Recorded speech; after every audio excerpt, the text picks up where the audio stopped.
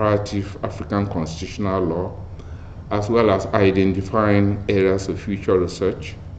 And thirdly, developing a partnership for promoting intra-African legal and judicial dialogue. One of the major achievements of the SASCA program has been the launch of the series Stellenbosch Handbooks in African Constitutional Law, which is published by Oxford University Press. The first book in the series, The Separation of Powers in African Constitutionalism, was published in March 2016 and was launched at the University of Melbourne in April 2016. It was a recognition of the importance that this series brings to constitutional scholarship that the launch was sponsored by the University of Melbourne and the International Association of Constitutional Law. The second book in the series, Constitutional Adjudication in Africa, came out in 2017. The third volume, Decentralization and Constitutionalism in Africa, came out 2 weeks ago. The fourth volume on corruption and constitutionalism in Africa is presently with the printers and should be out in February 2020. We are actually busy working on the fourth manuscript. We were extremely delighted when we were informed that the funders of this program have kindly accepted to sponsor the program for another 5-year cycle, beginning with this seminar. For this, we are extremely grateful to the director, Professor Edward Kilumira, and the former director, Professor Hendrik Heyer, as well as Professor Johan Woneveld, the coordinator of strategic studies, who fought very hard for 2 years to get the approval of this new series.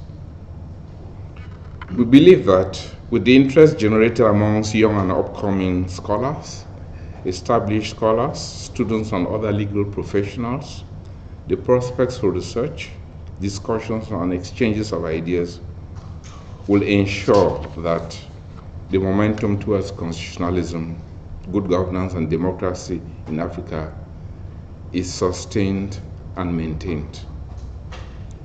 We are confident that this seventh seminar will build on the solid foundation laid by the previous ones. Just before I take my seat, I think it is fitting to kindly request that we acknowledge the critical role that STIAS and ICLA, in partnership with CAS and the SACHI chair, have played in the success of this program, and I hope they will continue to support it.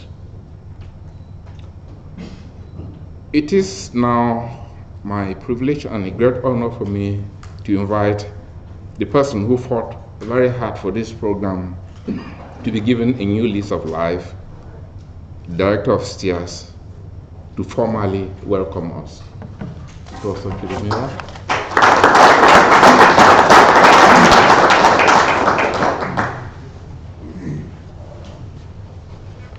Thank you very much, Charles. Dear colleagues, a warm welcome to all of you, our keynote speaker today, and all protocol observed. I think that Charles did take us through the protocol, so I can just say all protocol observed. So special welcome to all of you to STIAS, and I think particularly special welcome to the future constitutional makers, the young men that we see in the third row. So they should have taken the first row, because these are our future investments. So welcome to STIAS, and welcome to challenging us to nurture you to be good constitutional makers. So that's already a challenge that you have. So warm welcome to all of you. I would like also to reiterate the statement that Charles has made, to thank most profusely the funders of this seminar series, especially the commitment that has been made to fund for the next 5 years. Now that has nothing to do with the term of my office, and I'm sure that we will have an extension beyond the 5 years. But it also has a very interesting advantage that then it makes the board think that I should do more than 5 years. Two things happened since colleagues, you were here last year in September. Two things. One, a very, very good happening, and the second one is something that we will have to see how it goes. The first one was that STIAS was admitted to a group of 9, so we became 10 institutes of advanced study. So STIAS becomes the only institute of advanced study on the African continent to be internationally recognized. And for that, I thank the effort that has gone into that by the former 2 directors that have brought STIAS to that level, and a commitment to continue to provide this creative space for the mind. That is something that we're very proud of, and we hope that we continue to make sure that the African continent, South Africa and Africa generally, are part of the conversation, international conversation, and probably also provide some guidance on what is happening in the UK and probably in the US.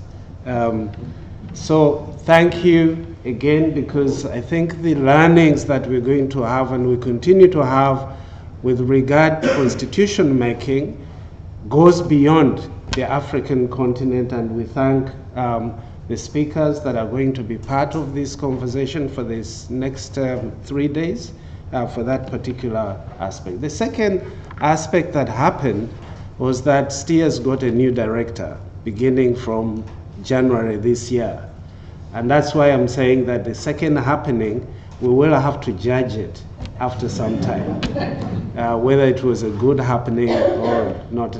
So I am proud to be now associated with STIAS and to try and get STIAS to the next level, where now we're defining STIAS as STIAS for Africa, and trying to reach as much as possible and getting our footprint on the African continent, of course in conversation with the international scholarly and research world. So those are the two things that happened since your last year. Of course, other things, good things continue to happen at STIAS, and we're very, very proud of that. Now, coming back to the seminar today, I am glad to note that apart from sharing insights on the challenges faced by elections, democracy, and constitutionalism in Africa today, the overall intention of the seminar is to see what needs to be done to lift the continent from the present democratic doldrum. So it's future thinking rather than, sort of retrospective thinking and always reflecting on problems. So I'm glad that the intention for this seminar is pushing us to what needs to be done. And I hope that, the speakers can be as brutally honest as they can, because in any case, STIAS is a creative space for the mind. So here you can say what you want to say as long as you can justify it. So we're looking forward to these 3 days, and we hope that what comes out of this is going to be very, very useful. So again, warm welcome, and thank you to Charles, to Nico, and to Johan, who have been behind the scenes in trying to get everybody here for these days. So welcome, and I hope that you have the chance also to interact with our international scholars in the process. So thank you very much, and warm welcome again.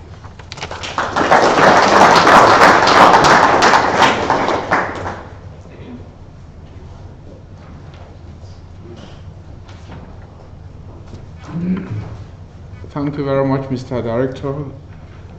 We are greatly reassured by the strong words you've made, strong words of commitment, and I'm sure that for the next 5 years, SASCA is in very good hands. Let me also take this opportunity to acknowledge the presence of one of the previous directors, Professor Bernard Lateran, who also contributed to the approval of this program. So I think he's seated somewhere here, but I think I'm very grateful that you found time to come here. The next person that I'm going to introduce, I normally don't say anything before inviting him to speak, but I must apologize. He was supposed to be seated there, not where he is. And I'm referring to Dr. Anne Wolf, the director of the Konrad Adenauer Stiftung Rule of Law Program for Sub-Saharan Africa. I want to say something about Dr. Anne Wolf, and I say so deliberately. He's a lawyer by profession. After his studies back in Germany, he worked briefly as an attorney before stepping into administration. He worked for 2 years in the Ministry of Interior in one of the new federal states in Germany, created after reunification. He later moved to another federal state, Schleswig-Holstein, where he worked with the parliament as the chief executive officer for a political party. Afterwards, he worked in the Ministry of Interior before he was appointed by the Prime Minister as the State Secretary for Finance in Schleswig-Holstein. 4 years later, he was appointed by the Prime Minister again to head the State Chancellery. He retired from the civil service in 2012 and moved to Konrad Adenauer Stiftung. In March 2014, he took over the position of head of the CAS Rule of Law Program for Sub-Saharan Africa based in Nairobi, Kenya. You may wonder why this long introduction. Firstly, Dr. Anne Wolf will be leaving the Rule of Law Program to start a CAS office in Ethiopia, which will double up as CAS Ethiopia Country Office, and also a CAS Liaison Office for the AU. Secondly, since CAS joined our SASCA program, we have been able to involve many doctoral and postdoctoral students in this seminar. In doing so, we have been able to contribute in empowering future scholars and policymakers. Time does not permit me to enumerate Dr. Anne's numerous achievements, but what I can say for certain is that the CAS Rule of Law Program has become one of the most visible German Foundation programs in Africa today. Dr. Anne, we thank you very much for your contributions to the SASCA program, and we hope that in your new position, we will expand and consolidate our partnership. And I have the pleasure of inviting you to come and welcome the participants.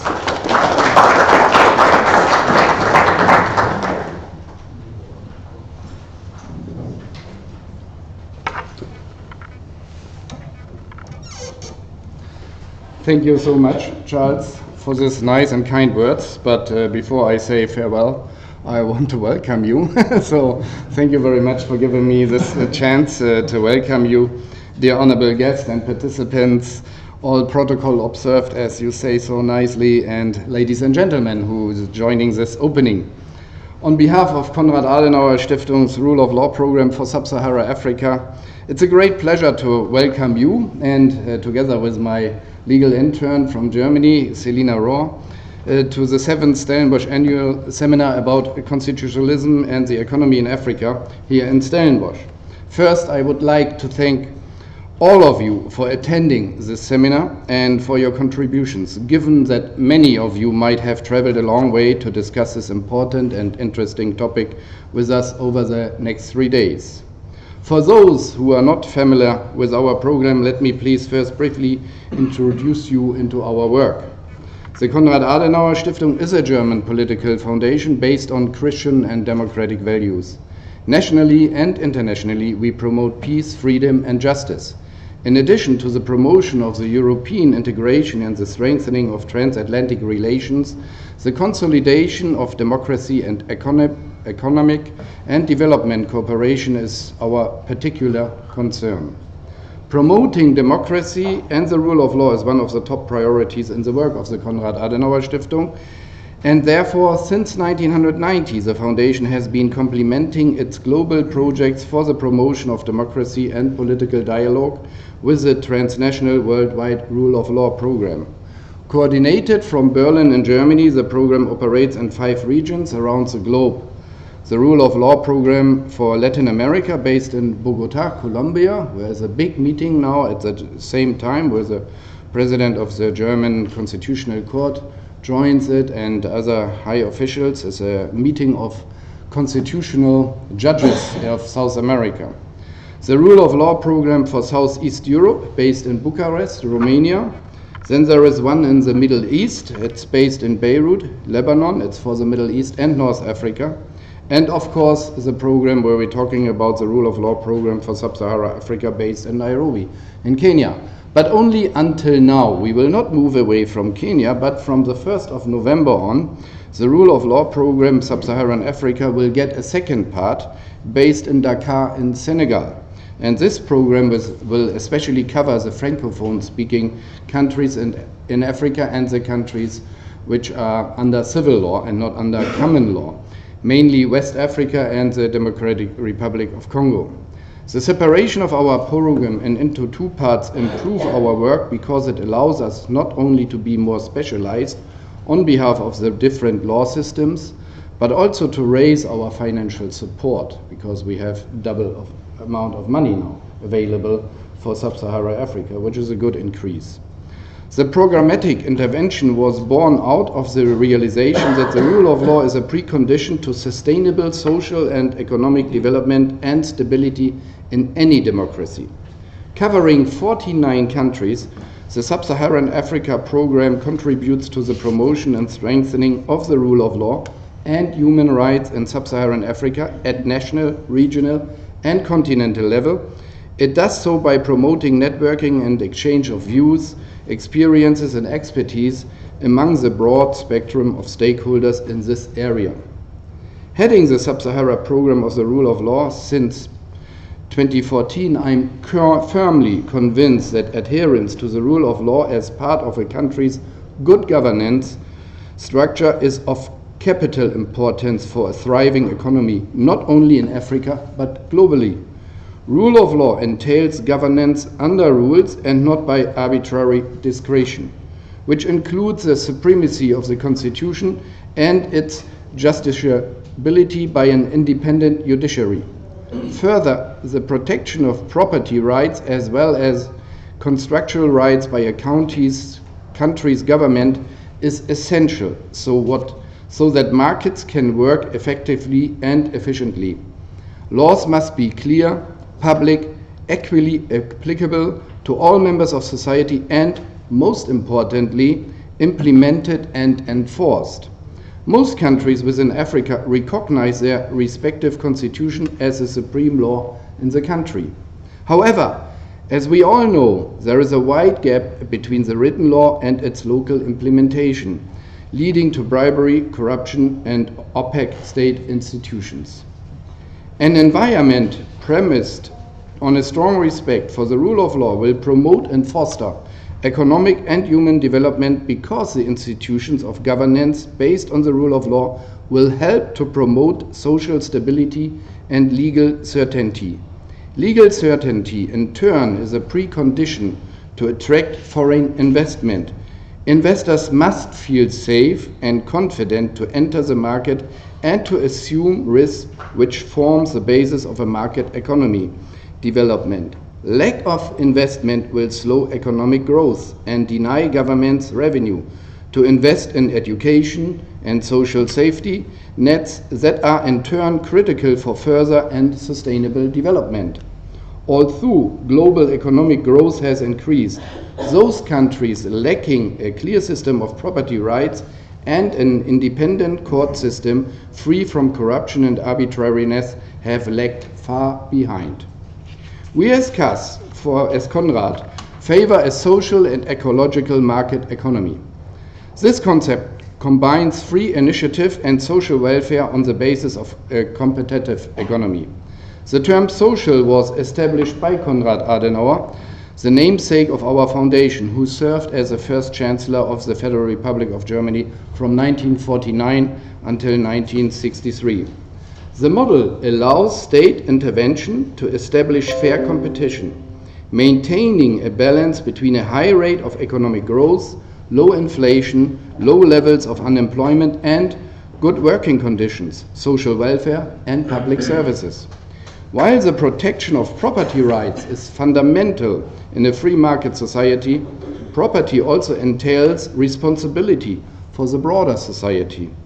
In particular, ecological and environmental issues become more and more important with regards to climate protection and the protection of natural life resources. During the Cold War and up to the demise of the Soviet Union in 1991, Africa has partly been divided into a pro-capitalist and a pro-socialist communist part. Fortunately, today, African people and their representative governments have the autonomy to decide on a market model they deem appropriate and suitable under their respective economic and social conditions without colonialist influence. Out of our view at Konrad, the socialist model of a command economy has failed with the end of the Cold War. This is due to a lack of information of governments about the population needs, a lack of technological progress, and a lack of incentives for workers and businesses to improve their work. Also, the demand economy system from a state policy point of view requires a totalitarianism of a one-party system, which is counteractive to many African states moving to a democratic system. Today, only very few countries such as Cuba and North Korea still operate under a command economy. In North Korea, for instance, this model comes along with a weak rule of law with no functioning judiciary existing. Today, China's economic interest and influence in Africa is growing more and more. China's stakes in Africa are high due to the continent's rich abundance in raw materials. Investment is concentrated particularly in the transport and energy industry. Railway projects in Kenya, Ethiopia, and Zambia are only some of many examples of China's influence. According to the China Investment Global Tracker, China's investment and contracts in Africa from 2005 to 2018 have amounted to nearly $300 billion. While China's influence in Africa might on the surface seem only economical, it cannot be denied that this also comes along with a political influence in Africa. For example, from our work in Kenya, we know that Chinese scholarships are given to African students, and professors are more and more being invited to Beijing to research visits. Therefore, it cannot be denied that the relationship between China and Africa provides for mutual advantages for both countries, for both sides. With political and economic influence also comes cultural influence. The numbers of government-funded public institutions modeled on Western cultural institutions such as France Institut Français or German's Goethe-Institut teaching Chinese language and culture are steadily growing. The structure is different from Western institutions, through as while the funding and the lectures are provided by China. The African universities provide office and teaching space, and the classes are taught in the context of the university's curriculum, thereby increasing China's influence on education levels. Against this backdrop, out of my view, it is important not to turn a blind eye to the fact that politically, China is far off from what we understand to be a free society. Although Article 1 of the Constitution defined China as a socialist state under the democratic dictatorship of the people, the Chinese system does not fall under what we understand by a free democracy. In fact, according to the Democracy Index 2018 compiled by the Economist Intelligence Unit, measuring pluralism, civil liberties and political culture, China is categorized as an authoritarian regime. Authoritarian states are defined by the Economist Intelligence Unit as states in which political pluralism, formal institutions of democracy, free and fair elections, and an independent judiciary are absent. Abuses and infringements of civil liberties are disregarded and criticism of government is repressed. China is ruled by a single party, the Communist Party of China, and although there are other parties, they do not have political influence. In the Chinese system, the principle of democracy is understood as a system of patronage of the government, whereby the government is granted comprehensive power that can be exercised arbitrarily. This is an absolute contrast to a state which operates under the rule of law, not by the rule of law or by the rule of law. It is also a contrast to the South African Constitution, for example, which provides for, inter alia, democratic elections, the rule of law, separation of power, and checks and balances, supremacy of the Constitution and the rule of law. The same goes for many other constitutions in Africa. We at Conrad wish that African governments are strong enough to find their own way of promoting their citizens with a fair and socially equal system. This shall be based on free trade, reduced border controls, and a strong rule of law. Out of our view, this will be the only chance to realize economic growth and to secure investments. Let me end by wishing all of you a successful, inspiring, and rewarding seminar and fruitful discussions. We at Conrad are pleased to co-finance the seminar, constitutionalism being one of the fundamental principles of the rule of law. If you would like to find out more about our program, please follow us by Facebook or we are already on Twitter as well, and on our website.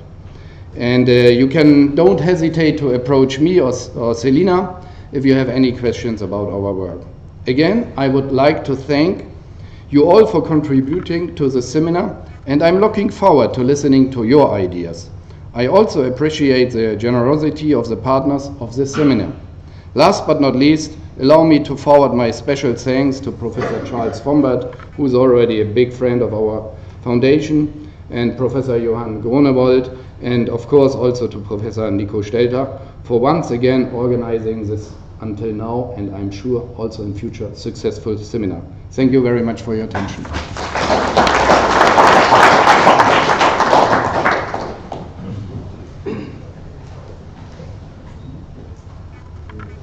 Thank you, Dr. Anne Wolf.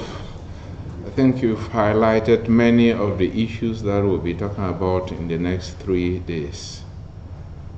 I will now invite my colleague and friend, Professor Nico Stelter, to say a few words and also take the opportunity to introduce Mr. Trevor Manuel. Professor Nico Stelter.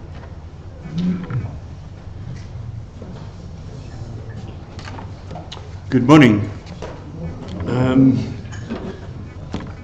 We are here, as you have heard, as a series of seminars over the past 7 years. Now, we start off, well, I got involved with the decentralization constitutionalism, and that seminar concluded in the end that what's standing in the way of decentralization and fulfillment of it, amongst other things, were corruption. And so the next year we focused on corruption. That seminar produced a finding, and a key finding was we have the institutions to fight corruption, but we lack the political will. And that finding led us to the next seminar. How do you shape political will? Through elections, through democracy. And so the next seminar was on democracy and elections in Africa. But that seminar came to the conclusion that there was such a centralization of power, and the power was also concentrated on controlling economics, the economics of the various countries in Africa. And so this drove us to the conclusion we must examine the relationship between the constitutions, constitutionalism, and the economy. Now this is a dangerous enterprise because we were a bunch of constitutional lawyers. What do we know about the economy? And we were hesitant to start to pontificate on such matters, despite a couple of years ago, there was a certain Minister of Finance who invited the public to give tips to Trevor. Suggestions of how to do a better budget and also the economy. And so it was, I couldn't think of any better person to ask to open this conference than Mr. Trevor Manuel.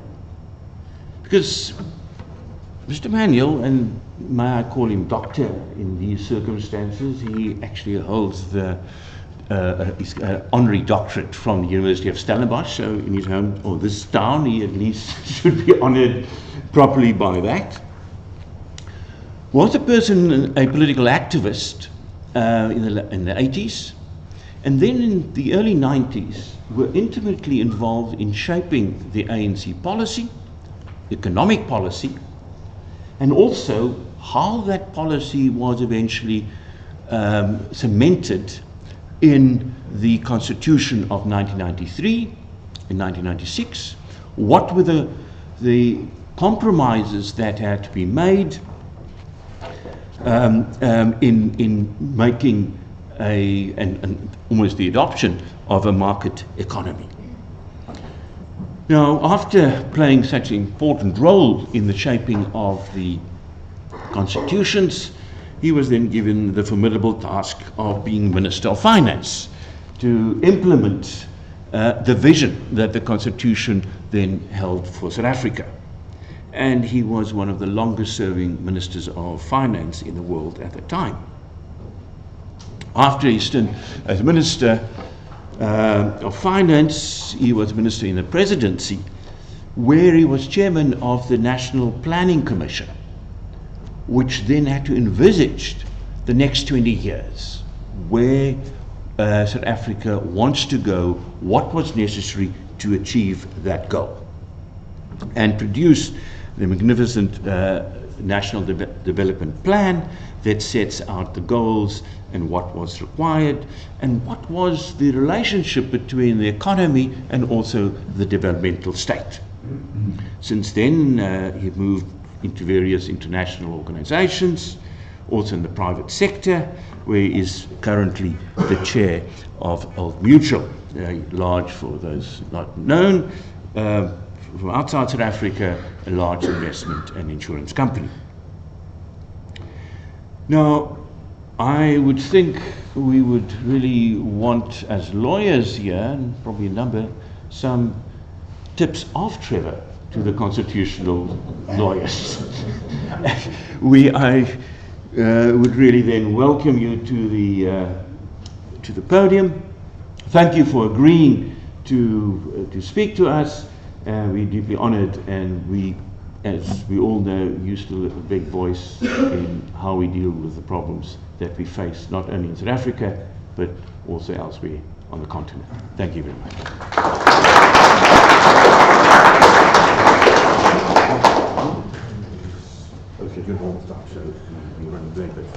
Thank you very much, Prof. Steytler. Prof. Fombad, Prof. Kurmira, Dr. Arne Wolf, distinguished delegates, good morning.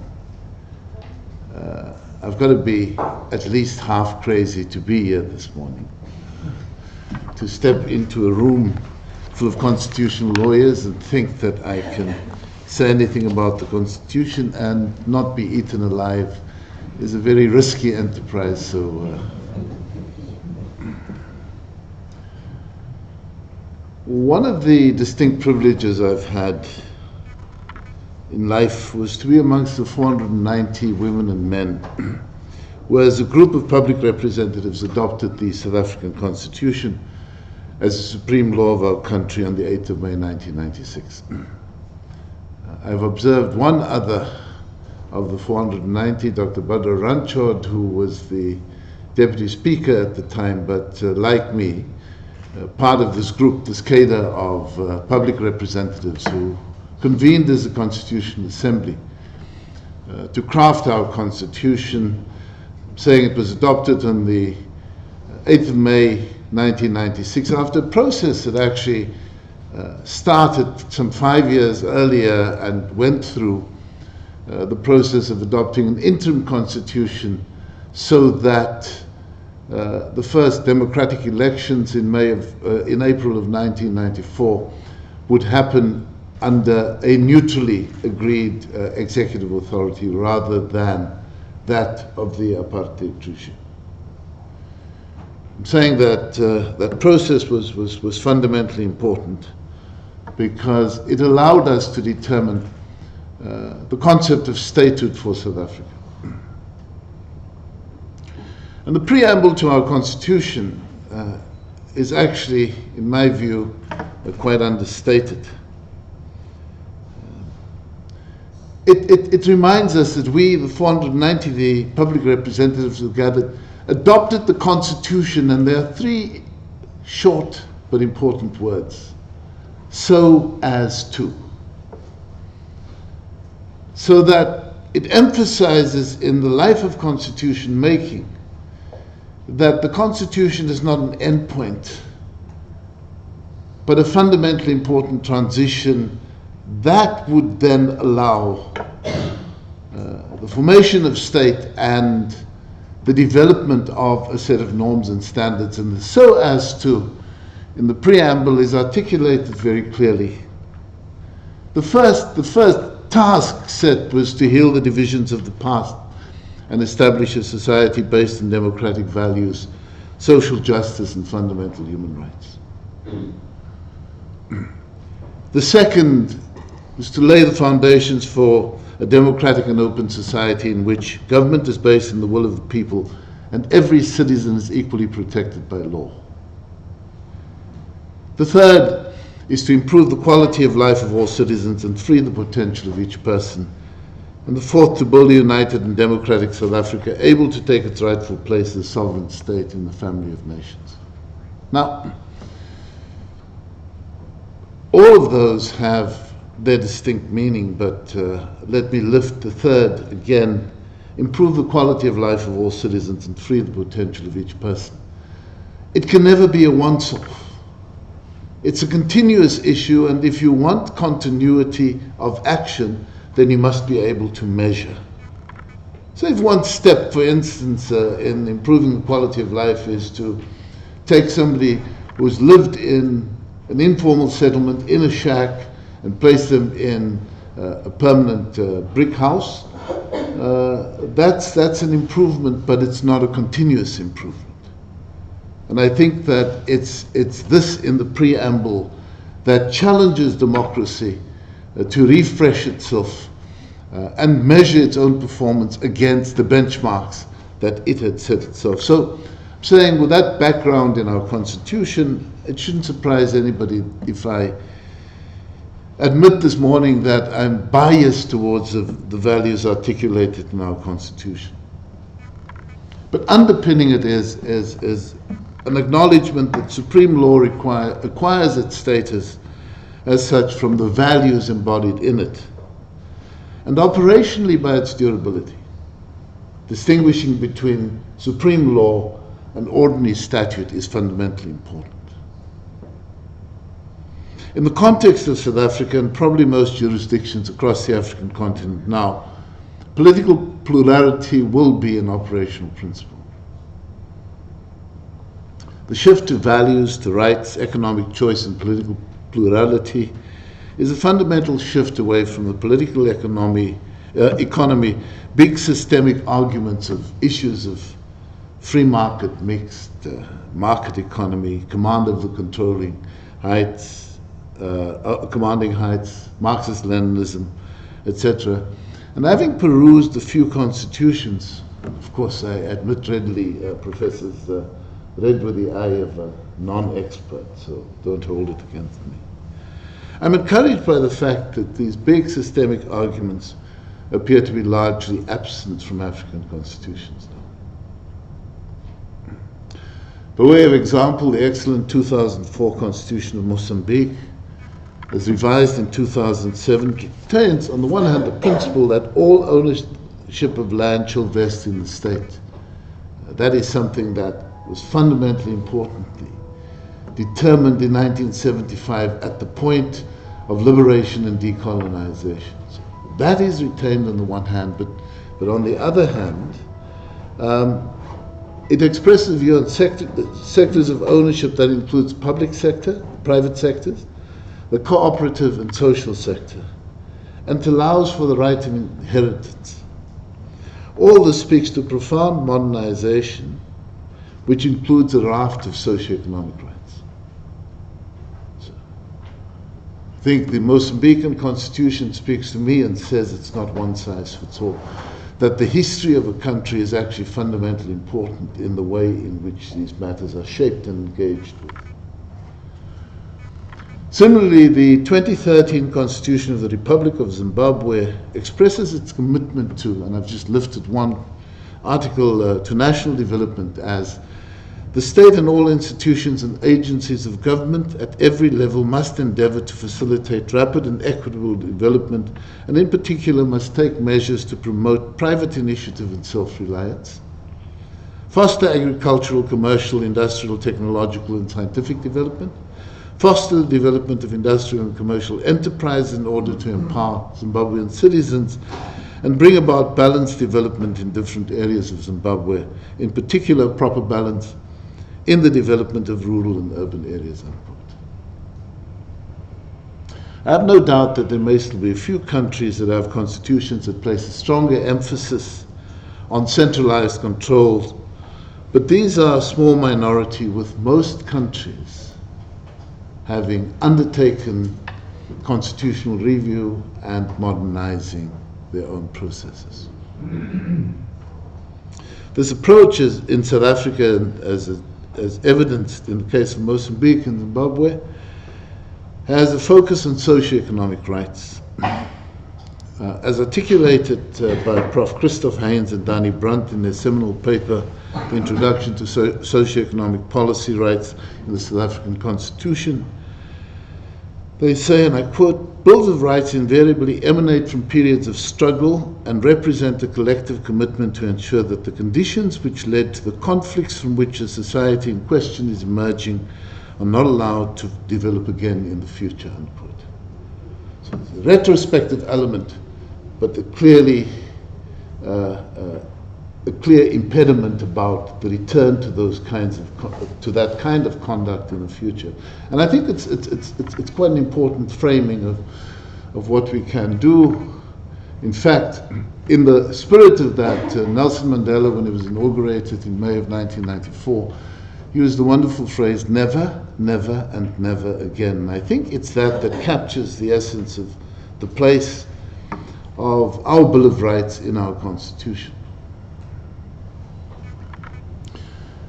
The paper by Prof. Heyns and Danny Brunt also offers a useful traverse on the threads of the debate that eventually settled the South African Bill of Rights. Now, let me just step away from what I'm saying here and invite more difficulty. You see, sometimes when you read and engage and your mind goes off somewhere, in reading this paper a few times, it's like peeking over the wall into the neighbor's garden and seeing something. So I got myself into trouble because in that paper reminds us of an interesting debate that was started by now retired Judge Albie Sachs. He spoke about a dicastocracy. Now, my Greek is not very good. Albie tried to describe this dicastocracy as rule by judges, which is a very difficult thing in democracy, he said. And these past few days I've spent trying to unravel what that means, but please don't go there. But I think what's also important about the way in which this paper describes the place of socioeconomic rights in South Africa is that they begin to explain the modus of the progressive realization of rights, or alternatively put in the term that the late Dalai Omar used frequently, a rising floor of rights. Dependent on, among other features, the realization that realization is subject to available resources. And I think that if you try and bring together the discourse of constitution making and the discourse of economics, that is actually the inflection point in this discourse. Now, I just also wanted to say, Prof. Statler, when we try to put together ANC economic policy, Professor Heinz Klug here was co-accused in that process.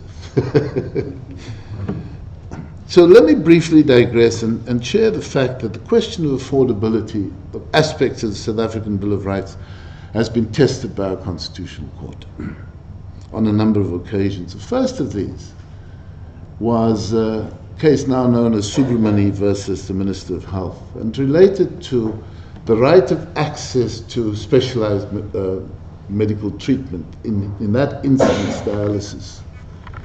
And the court looked at the right to life as against the specialized treatment, and actually found that it couldn't compel the state to provide specialized treatment. And I thought it was an interesting start, because that was the first part of jurisprudence about testing the issues of affordability in a constitution against the background of rights. The second was even more interesting in my view, and it's the so-called Grootboom case, which a mother sought relief from the court because the housing needs of the children had not been met. So it was actually judged in the context of the rights of the child. And even in that instance, in fact, there's a phrase in that judgment where the Constitutional Court says we cannot, as the apex of the judiciary, presume to be the fiscal authority. And then there was a third big matter, and related to dealing with medication and mother-to-child transmission for HIV and AIDS. It's a so-called Nevirapine case.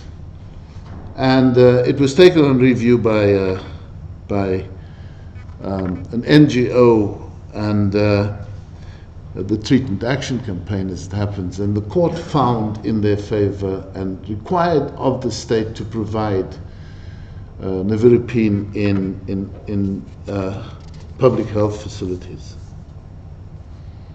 I'm saying it's a very important part of the discourse, because having adopted the Constitution, having adopted a Bill of Rights and established a culture of socioeconomic rights, which parts of it are justiciable, which not, and why. And I think it's also important to utilize this point to recognize that the courts are always the last line. The courts can't initiate. The courts can't make policy. And as I mentioned in the case of the Grootboom instance, the courts are actually reticent to step across the line into the responsibilities of the executive and judiciary. So how this is brought together is a fundamentally important test of the quality of democracy that you can and should deliver.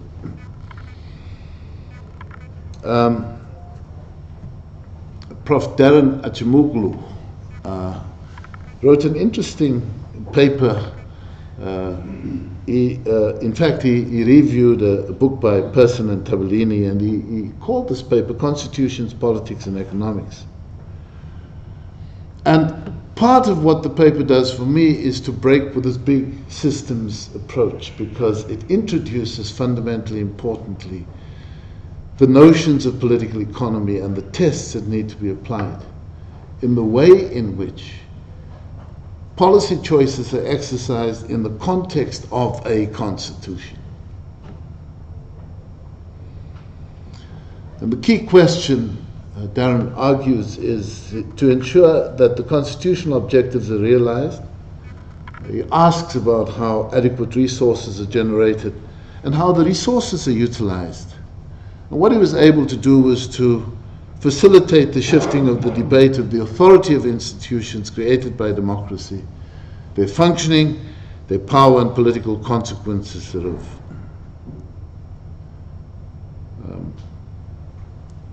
And so the debate shifts into the notions of public choice. And this is where it's not just markets, because markets on their own don't deliver what you need to be able to deliver.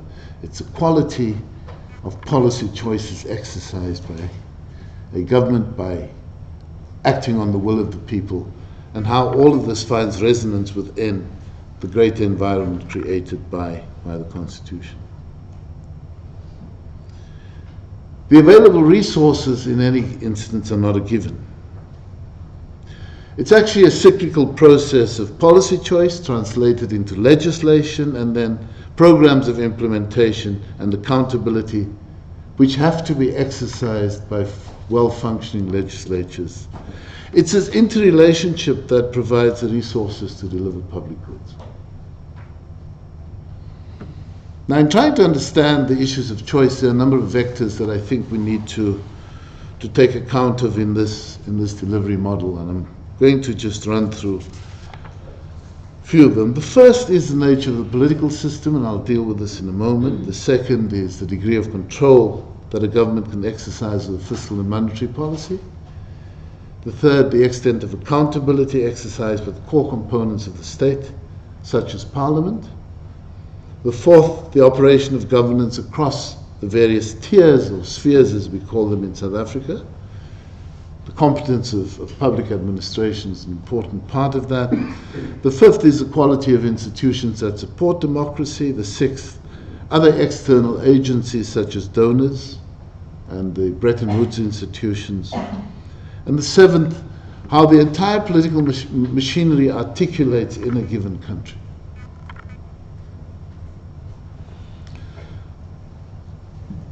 So let's just expand these a bit. In respect to the political system, interesting issue is that the Western Hemisphere, with perhaps a notable exception of Canada, are strong presidential systems.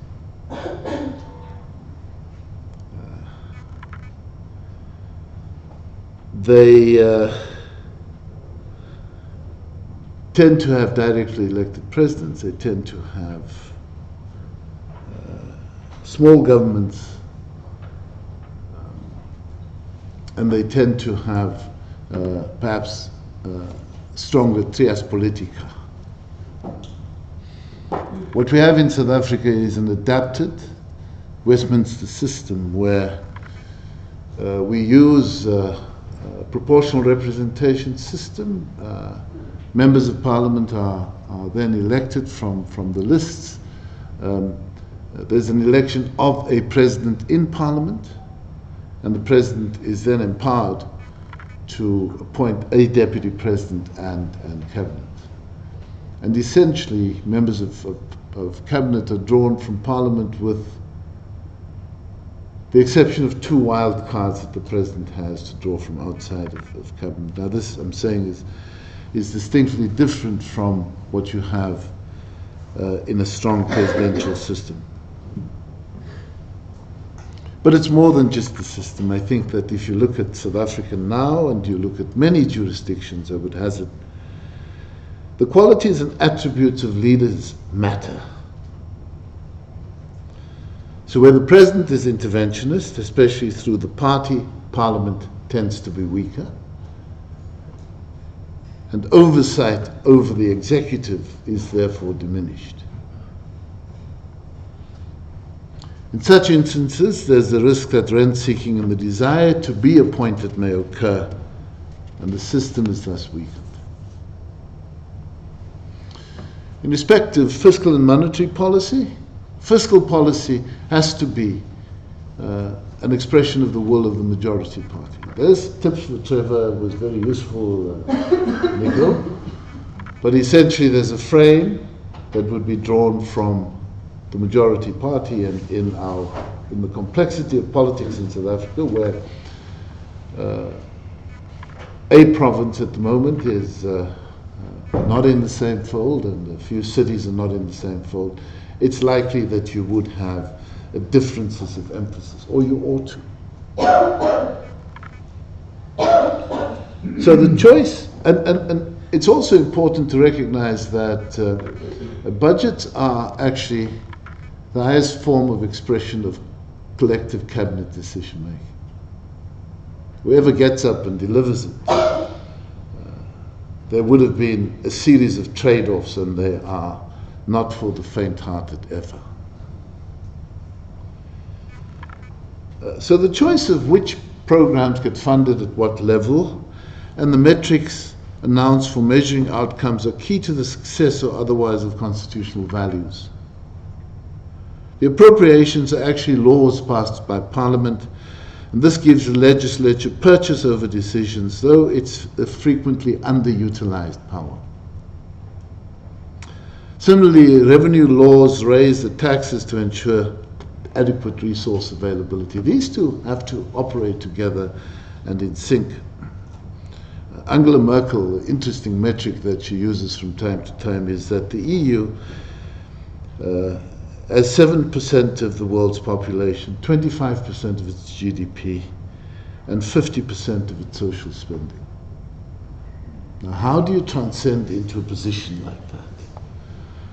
What are our experiences? To what extent do constitutions help? These become, I think, important questions that the seminar may want to engage with. In respect of monetary policy, the institutional arrangements are important. In South Africa, we have a constitutionally independent central bank. The independence of the South African Reserve Bank is carefully and clearly crafted, quote, to protect the value of the currency in the interest of sustainable and balanced growth in the Republic, unquote. It's one of those unresolved debates in this country. But the fact that the Constitution requires sustainable and balanced growth and development has to have some import in the way in which the Reserve Bank conducts its affairs. The Reserve Bank is protected from political interference, but there is a requirement for regular consultation between the bank and what the Constitution calls the cabinet member responsible for financial affairs. The legal structure of the institutions is important, but equally is agency over policy choices. In the midst of intense economic distress, Zimbabwe decided some years ago to adopt the US dollar as their local currency. The impact of that decision not only exacerbated the crisis in the medium term, but poses huge challenges for the country now. I was speaking to the Minister of Finance, Thuli Mncube, just last week, and he was saying the problem is that having decided to mount this tiger of the US dollar, it's not so much that monetary policy was transferred to the Fed, it's mounting the tiger of US dollar and importing those prices. Trying to dismount the tiger, it begins to feel like you're going to get eaten. So you sit on the back of this tiger, and there's wage compression and all manner of transfer of pricing issues that's incredibly difficult. And the problem, of course, is this tiger is going to have a long tail in the life of the Zimbabwean economy. So I'm saying the vector of fiscal and monetary policy, how it's utilized, is actually quite important. Our Constitution has considered that. It gives a chapter attention to it in one particular chapter, chapter 13, but I think it's how it works within the entire system that you need to take account of. The third issue is accountability to Parliament. Our Constitution clearly and extensively defines the roles and responsibilities of Parliament, its operational structures, powers and functions. the roles and responsibilities of elected members, office bearers, president, national executive. It also does the same for provinces and local government. Yet, if Parliament is weak, the constitutional values will not be attained, because if measurement and accountability are not required by Parliament, the project derails. Now, I have a tiny bit of experience of Minister of Finance job. And the one thing that I realized then is you get up somewhere in February, you deliver a budget speech, and everybody's quite excited about this budget speech. But nobody ever returns to the scene of the crime to ask how the money was spent. And unless we can repair that, I think we will continue with the delusion of pre-announcements determining quality of life, when in fact, and I've had this discussion with Auditors General over the years, unless the Auditor General is permitted to get up in Parliament and point out the failures, and Parliament takes serious responsibility for what hasn't happened according to plan, you don't actually quite get to deal with these issues. So it requires ongoing engagement and continuous building of institutional knowledge, of data, of analytical capability, of policy engagements. Otherwise, the notion of a developmental state, of the three arms of state acting together in concert, will never be realized. The fourth point I wanted to raise is the operation of government across the tiers, or as we call them, the spheres. I've observed in various countries where that public services are sometimes split across these. So it's not unusual to have primary health care at the local government level, secondary health care at the level of the province, the state, or the county, and tertiary health care provided by national government. But if these bottom two fail because they're under-resourced, it always will place the entire health system at risk, and I think the examples of that are legion across the continent. So how do you get better alignment, recognizing that you have elected subnational governments who are imbued frequently by the constitutions with responsibility, and how do they deliver it in the absence of resources?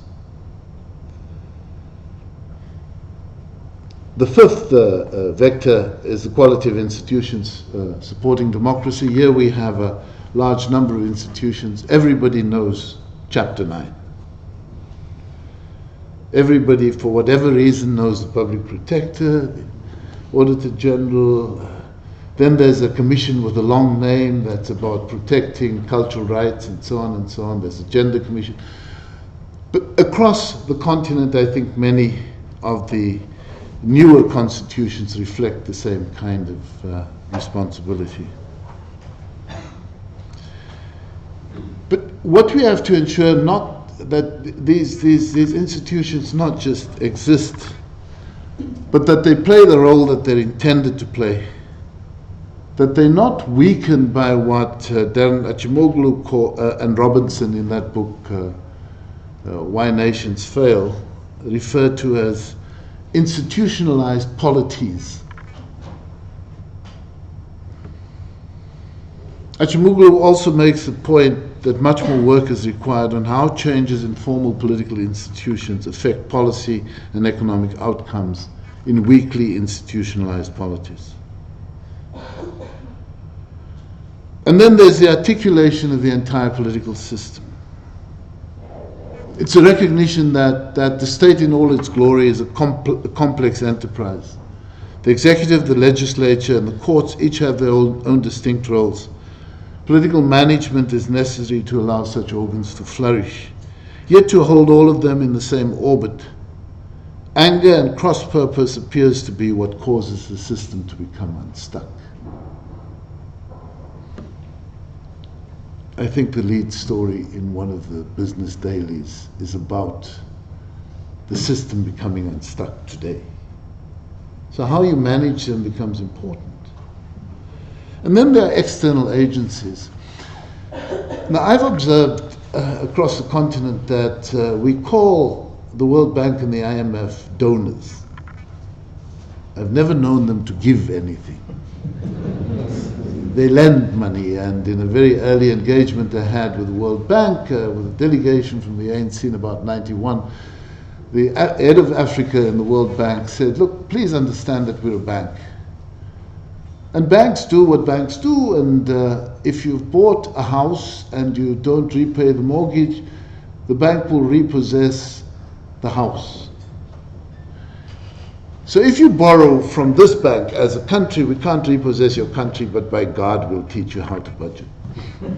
It's a lesson that stuck with me over all these years, and it's fundamentally important. I'm saying they are not donors, they are lenders. And they lend under very strict conditions. And it's a conditionality that frequently creates friction between the local politics and the pure technical economic choices of the Bretton Woods institution. But sometimes donors also come in differently. I've seen in previous eras, certainly when the Millennium Development Goals were there, countries would say, we will fund your MDG, and there was an MDG on primary school education for girl children. And the countries meant to back that. So there was no money for high school education. So donor intervention is always a risk to the constitutional imperatives and the rights that countries actually try and determine for themselves. So the realization of constitutional objectives is far more complex than merely the pronouncement of the ends. Far beyond the constitutional declaration of the style of government is the recognition that economic systems are by their very nature complex and multidimensional. If the practice is to focus on systems, the question arises on definition. And what happens when there's a change of voter preferences? So it's fairly easy to talk about socialism, to talk about even social market or the free market. But if you've put that in a constitution, then you may actually limit the choice of voters. So I think how you wield words and power in constitution writing actually might become exceedingly important into the future. So I'm suggesting that it's far better to focus on the efficient operations of institutions responsible for the outcomes of particular aspects of economic policy and economic delivery. Even then, it's not without its complexities. I'm saying it's not big systems. Sometimes even there might even be within parties certain changes and so on. So a little bit of history, you know. In the early 90s, we in the ANC worked on something called the Reconstruction Development Plan. It was our manifesto going into the 1994 elections. It was pretty far-reaching, but given the constraints of time, we had to finish it at a particular time, and the lack of experience, scant attention was paid to affordability. These judgments like Subramani and Quidboom and so on, and the Constitution was still way in the future. But we'd also inherited debt.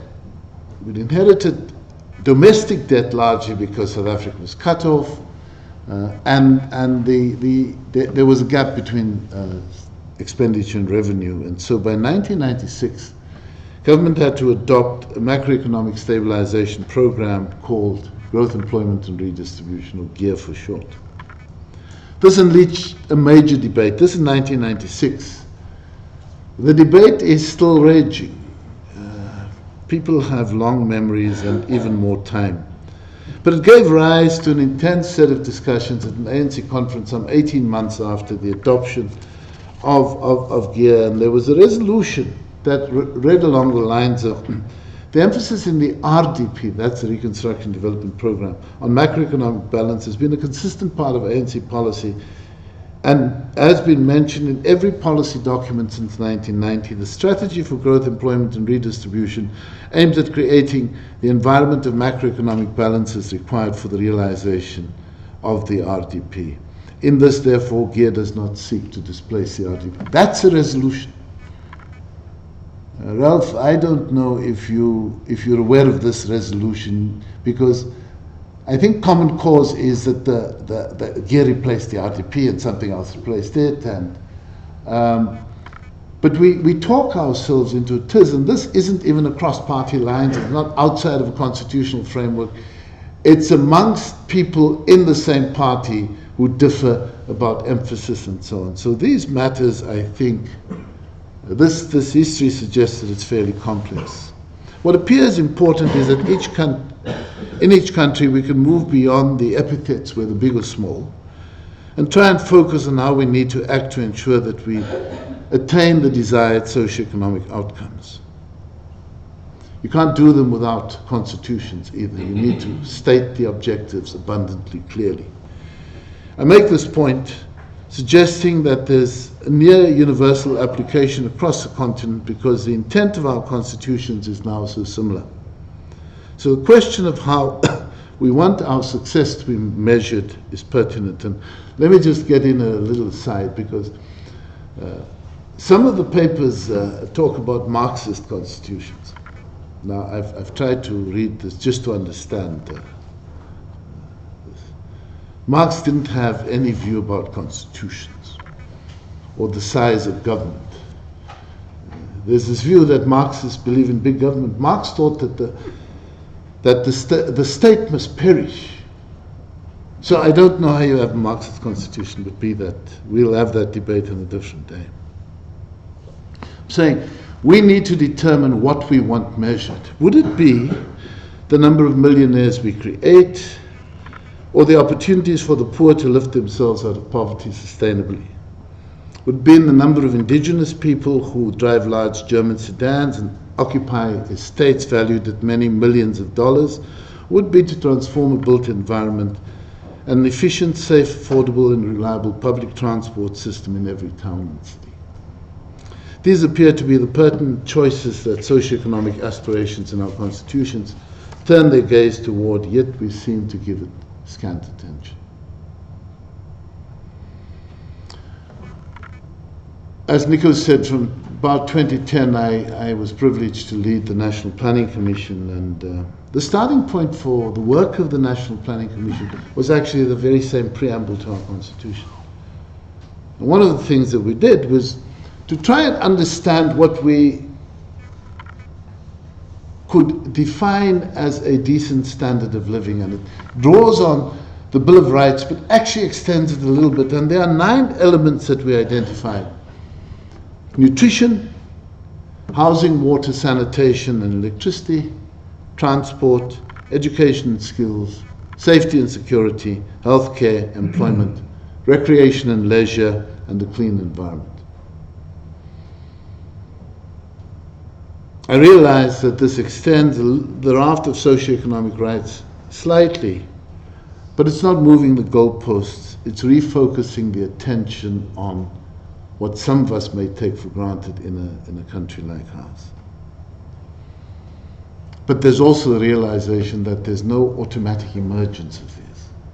They have to be provided for, and the way in which the polity functions, the way in which policy choices are exercised, all of that then delivers these elements of a decent standard of living.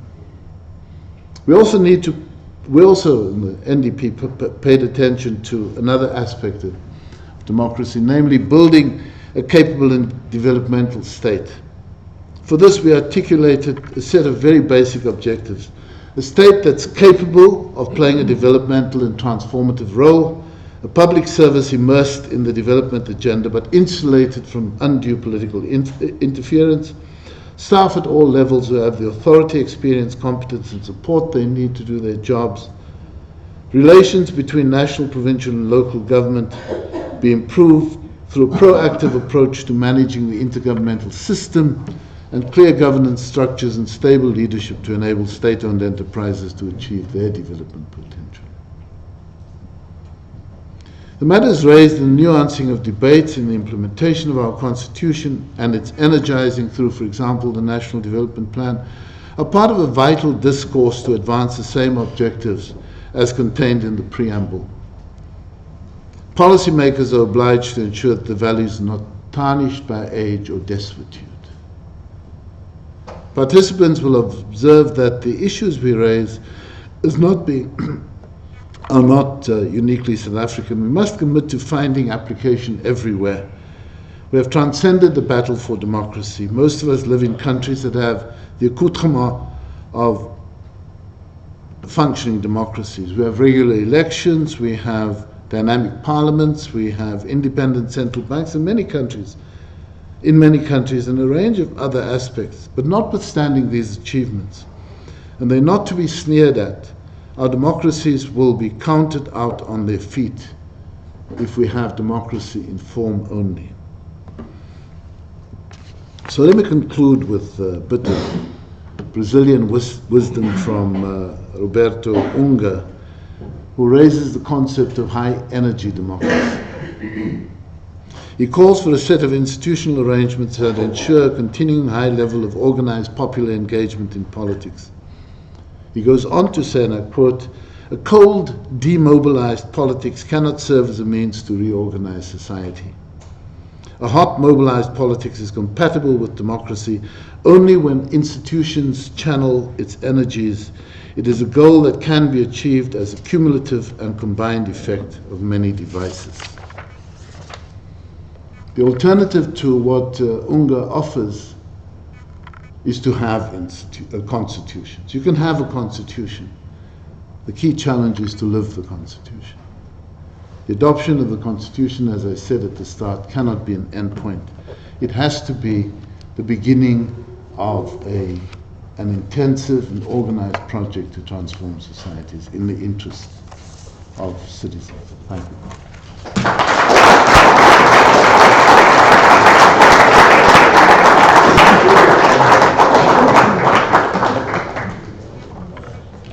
Thank you very much, Mr. Trevor Manuel. We could not have asked for a better keynote speaker. You've raised so many critical issues that we'll be talking about in the next 3 days.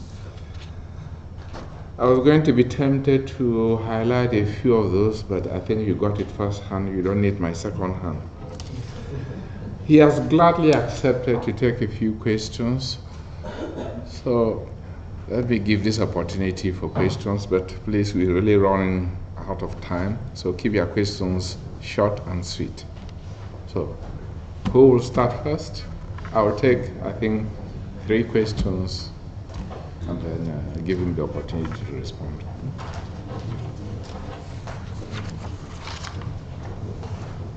Okay. Please, can you ask your question? Boarding house. Mr. Manuel, it's good to see you in our town. When I heard that you were invited to be a keynote speaker, it took me back to 2 decades. And the first decade where you were the Minister of Finance.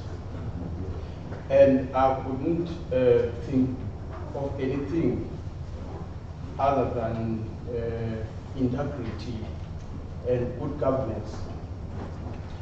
And for the past 2 decades in South Africa, we, more especially in the ministry where you were the minister, we've seen how government have been deteriorating. And when we see also when one of the days where we saw a finance minister for 5 days, 4 days, and I'm thinking to myself, where did that integrity go to? And what is it that as a minister, as a former minister, and having done so well in the position we're in, what is it that we need to see, or what advice could you spare us or South Africa as to how do we remain a government of integrity and law and policy abiding government. Thank you very much. Okay. Is there any other question? Okay, I see a hand right behind. Please. You have the floor? Yes. Thank you so much. My name is Rampant. Thank you, Minister, for this opportunity. I'm going to put you on the spot because you used to be my boss and you used to put me on the spot. So it's revenge time.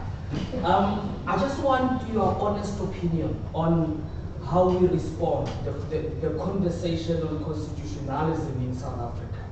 And I'm going to include also your own irritation, which I'll say is an irritation with the results of the court, because I've known you to defend the principles of the court and so forth.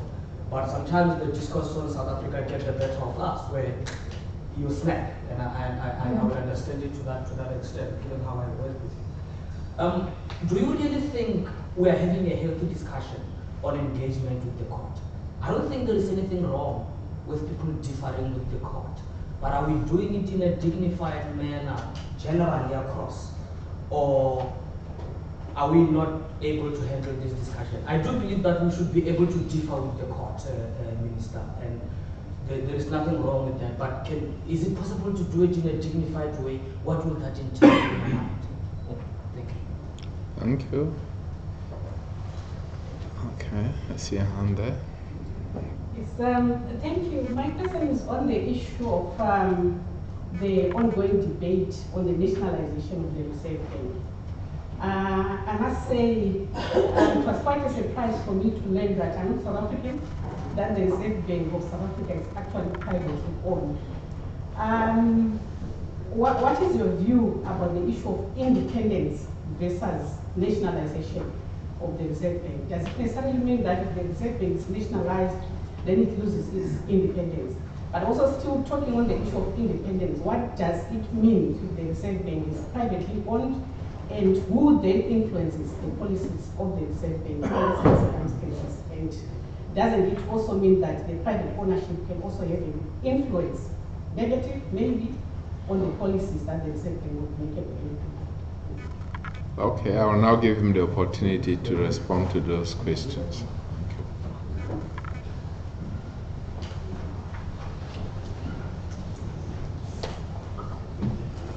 Thank you. Let me deal with the questions backwards.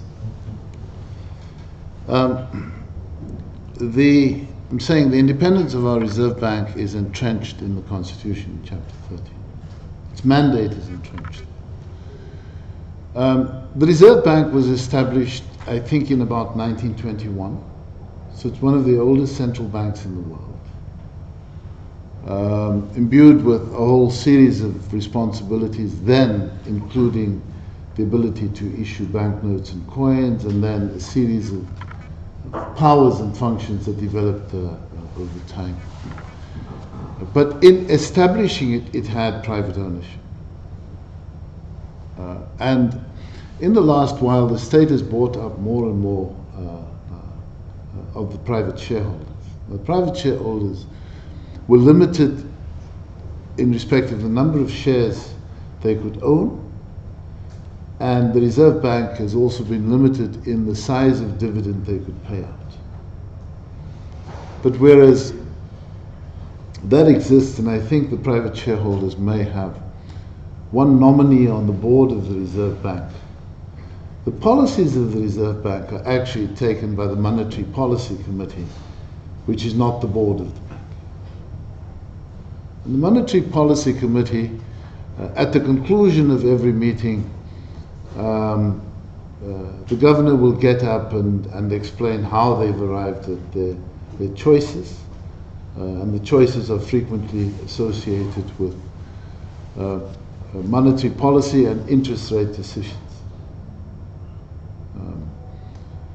You may be aware that the Reserve Bank, apart from the Monetary Policy Committee, is also they convene monetary policy forums in different parts of the country. And so the governors go out into communities and explain to people what's going on and receive or frequently do Q&A with them. So, The only issue about nationalizing the Reserve Bank is that the bank would have to use resources that it doesn't have right now, or it may generate those resources to pay out. The interesting challenge is that it's likely to be an unfair contest, because holders of those shares, knowing that the Reserve Bank would want to buy it back, are likely to inflate price. So my own view is that it's a kind of, it's a debate aside. It's a debate aside. It's a bit of a distraction. I think the focus ought to be on the way in which the Reserve Bank exercises that mandate.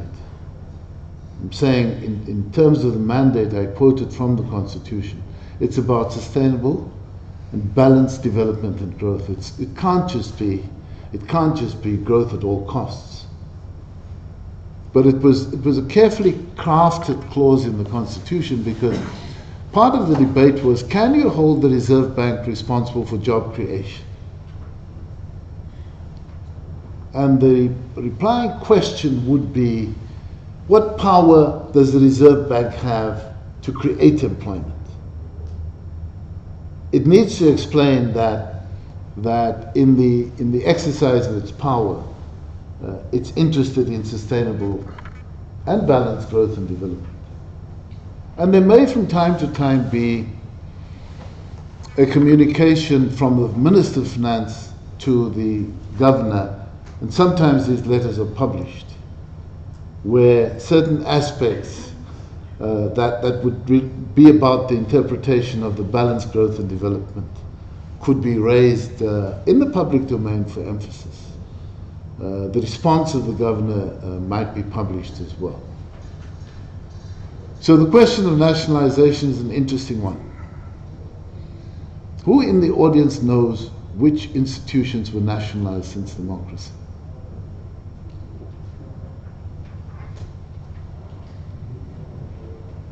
Okay, take you out of your misery, Ralph. It was only ESCOM. ESCOM was nationalized because ESCOM didn't belong to the state. It's not a very happy story, but we won't go there.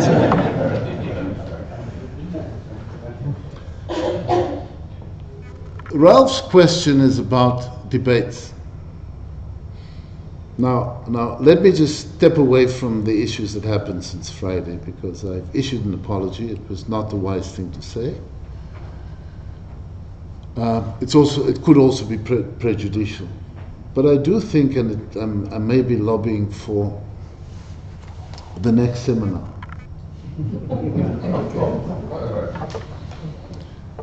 Along the lines of how should power be wielded in a constitutional democracy. And I think it's a fundamentally important topic to discuss, to ensure that we can research, because I made the point in the speech that you have a constitution, but it doesn't cover the behavior of leaders, and the history of 25 years of democracy in this country tells it all. There's been an accusation that we may have been weak on checks and balances because we were looking at our first president, Nelson Mandela, and so didn't look at all of the things that we ought to. So how ought power to be wielded, I think, is a fundamentally important question. And this applies not only to elected power. There's a rather interesting book written by the former Deputy Governor of the Bank of England, Sir Paul Tucker, which is titled Unelected Power. And to your question, Sir Paul writes about the unelected power of central banks. How do you check it? How in a democracy do you know that that the power is not being abused? And I dare say it may be an interesting inquiry about the judiciary, but it's also about elected power. when Parliament doesn't act in the way that it ought to act, and I'm going to use a horrible example, when Parliament agrees that it's okay to spend money on Nkandla and nothing needs to be paid back, it's a failure. It doesn't respond to the question of how you wield power and what goes along with the responsibility of the wielding of power. And that, I think, is something that it might actually be under-researched in our country. And so it's a queasy topic because it's like you're seeking to embarrass the hosts. So my invitation to the constitutional lawyers is to step out of that into the polity and ask how you actually, in a constitution, encourage the wielding of power appropriately and the management thereof. What our constitution doesn't do is to set requirements for academic or other qualifications for people. It's in the gift of the president. And so it's quite important to recognize that our constitution allows ministers to serve at the behest of a president. When presidents change, ministers change. Nobody has an entitlement to it. Members of Parliament sign a declaration that they would be willing to take up the position. Ministers sign no acceptance, but they are required to perform. And because it's at the pleasure of the president, this very short tenure of Mr. Van Rooyen was at the pleasure of the president. I'm saying, I tie this up to Ralph's question. How do you wield power when you have the ability and the constitutional power to exercise power wisely? How should it be exercised? And the same issues arise throughout. If you are the Premier of the Western Cape, how should you wield that responsibility? If you are the member of the mayoral committee in Stellenbosch responsible for planning, how should you wield that power? These are the kinds of questions that I think are assumed in the crafting of a constitution, but actually not highlighted. And so I think with the benefit of 25 years of hindsight, it's quite important that we get down into these issues and try and understand how better to construct appropriate checks and balances. I use the words, we mustn't allow our constitution to become tarnished by age or desuetude. And if you don't use these powers, and you don't revisit them, and you don't refresh your constitution without changing the structure of what's there, it won't serve the purpose it's meant to. Thank you.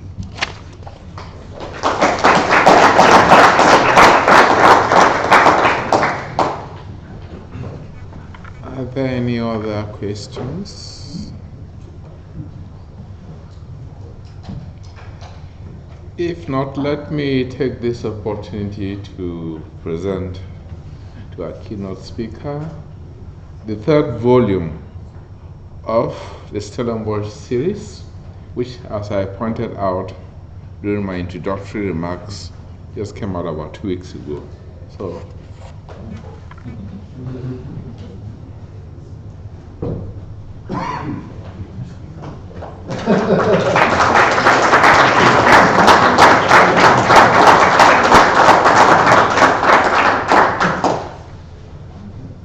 I will do same to the director's chairs.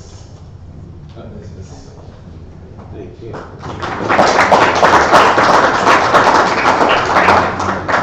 And the director of tax, or I don't know. Thank you so much.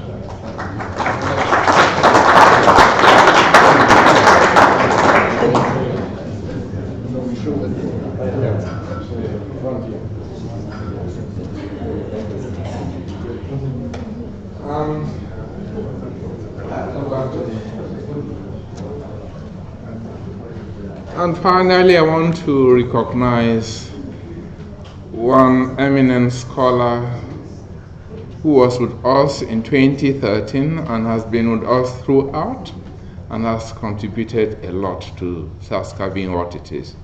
Professor Kwame Frimpong, please.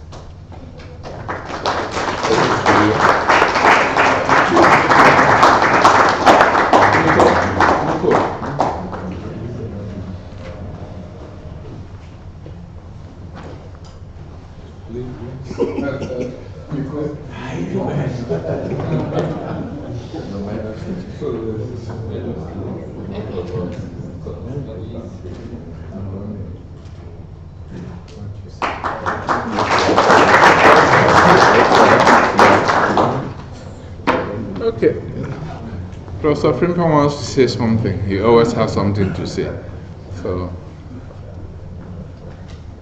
but it's just for 1 minute. Just 1 minute, I can assure you. And it has always been 1 minute.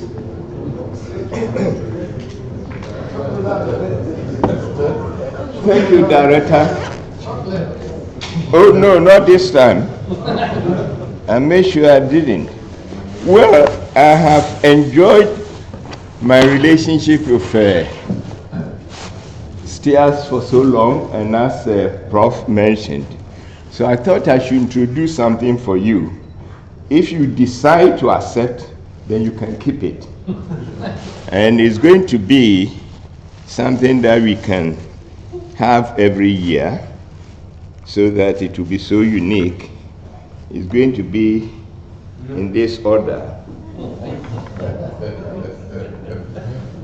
STIAS, and this is SASCA 7 2019. Then you have 2020 and so forth. The previous ones are already gone, so they are crucified. Prof, can you get this for the director and all the others? I brought only 10 for the distinguished members. Those of us who are the rebels, we don't get any. Thank you very much. I think this one will go to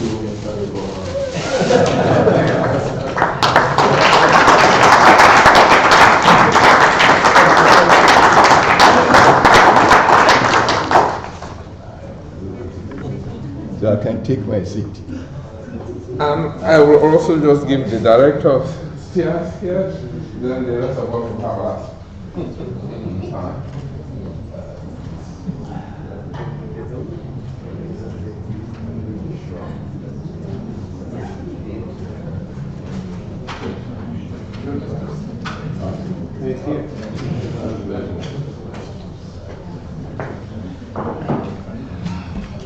Once again, we apologize for beginning late, but we thank you very much for your patience and we thank you for your contributions to the success of this first session. So we'll now have a tea break. Thank you.